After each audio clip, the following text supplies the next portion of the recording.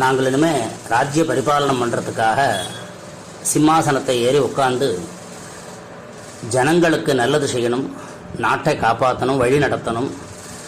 அதுக்கு நல்ல உபதேசங்களை நீங்கள் சொல்லுங்கோ, நீங்கள் நிறைய விஷயங்கள்லாம் நல்லா தெரிஞ்ச வச்சுட்டு இருக்கிறவர்னு கேட்குறார் அர்ஜுனர். அவர் உபதேசம் பண்ண ஆரம்பிக்கிறார். உபதேசம் பண்ண ஆரம்பிக்கும்போது திரௌபதி ஆகப்பட்டவள் சிரிக்கிறா. பொதுவாக மகான்கள் இருக்கக்கூடிய பெரியவாளுடைய இடத்துல ஸ்திரீகள் சிரிக்கிறது கிடையாது. அது அபமானம், அவமரியாதையாக கருதப்படும். விஷயம் தெரிஞ்ச ஸ்திரீகள் அப்படி தான் நடந்துப்பா. இவ சிரித்த உடனே அதை பீஷ்மர் கவனிக்கிறார். கவனிச்சுட்டு, என்னம்மா சிரிக்கிறே, என்ன விஷயம் சொல்லுமா, நீ நல்ல உத்தம ஸ்திரீயாச்சே, நீ சிரிக்கிறேன்னா ஏதோ காரணம் இருக்கும், இப்படிலாம் சிரிக்க மாட்டே அப்படிங்கிற. இல்லை பரவாயில்ல, தப்பாக இருக்கு, மன்னிச்சுக்கோங்க அப்படிங்கிற. இல்லை நீ ஏதோ சிரிக்கிறது காரணம் இருக்குன்னு கேட்குறார்.